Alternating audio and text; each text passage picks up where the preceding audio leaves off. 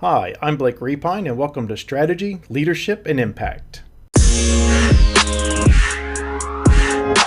Hi, everybody, and welcome back to Strategy, Leadership, and Impact. I'm your host, Blake Repine. Again, if you have a topic or comment you'd like to make, please feel free to email me at blakerepine@gmail.com or look me up on LinkedIn just through my name, Blake Repine, and you can send me a message through there. Again, appreciate the support that everybody's been giving me. And if you have a review, if you like the podcast and you'd like to leave me a review, please feel free to do so on whatever platform you listen on. What I want to talk about this week is something that's actually come up quite a few times since I started the podcast and conversations that I've had with people that have been listening. And it's about what is your next move? Or a lot of people, they feel like that they feel like they're ready for some sort of change. They're ready to either move up the ladder or they're ready to move over into another career. And they're not quite sure what to do, but there's this sense that something's just pulling them to make a change. And I'll approach this from two sides. The first one is, those that are ready to move up. And then the other one are those that are looking to reinvent themselves. If you're looking to move up into a new role, I often hear these people, I really want to do this new role, but I don't feel like I'm ready. And sometimes that could be true. If you have a high level of emotional intelligence and you really understand yourself and understand what you're capable of and things. But the majority of time when I hear someone say this, they're actually quite ready. They just don't think that they are. They lack the confidence and feel like that they're not ready to move up. You're never going to be 100% ready to move into a new role. With any role that you move into, there's going to be some level of development. There's going to be a learning curve within that role for you to actually be able to come up to speed into it. If you're 80% ready, then I would say you're ready to move up. If you're maybe a little bit less than that, 70, 75% ready, then you're probably ready to move up. Just understand that whenever you do, there's going to be learning for you. There's going to be some development that will continue on. But never feel like you have to be 100% ready to move into a role or to move up into a role. Again, if you are 100% ready, then you're probably ready to skip that. And one of the things I used to encourage people that work for me to do was always try to work to achieve 2 levels above where you're at now. That way the next one comes a little bit easier. If you understand what's involved 2 levels above where you're at now, and of course the level directly above you, and you're working to try to achieve 2 levels above, you'll find that next step a little bit easier. Now, if you're up toward the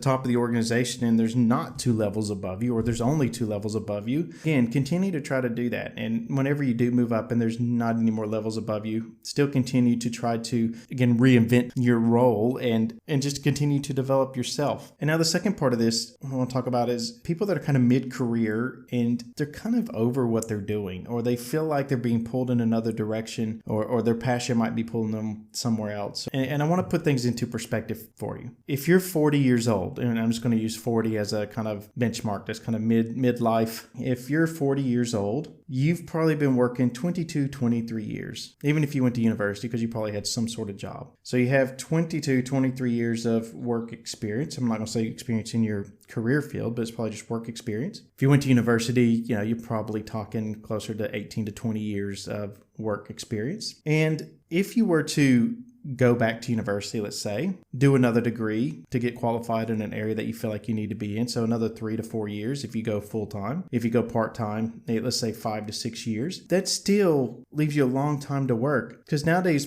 people are working longer. So 65 to 70 years old when you retire. Of course, you do see a lot of things on social media and the internet saying, retire when you're 35 or 40 and things like that. Or retirement is actually moving into doing things you want to do. And some people enjoy working. Some people enjoy what they do and they want to do it as long as they possibly can. And I really hope that you're in a career where you can do that. If you're not, move. Just going back to you're 40 years old now, let's say, for an example, you go back to university, let's say you go 5 years, just to keep it simple. 5 years takes you to complete that next degree, you start working again. You have another 20 to 25 years to work in that career field. That is plenty of time to build a new career. And you might not be starting exactly out on the ground level, depending on what it is, because there's probably skills that you've developed and learned over the last 20 plus years that you've been working that will apply to your new career. If you look at someone's working life, let's just say you start working at 20 years old, you're going to work 45 to 50 years. 50 years, half a century that you could potentially work. That is a long time, Even if you're 40, 45, and you don't start this new career until you're 50, now you're talking 15 to 20 years. That still is a long time for you to build a career. It's plenty of time.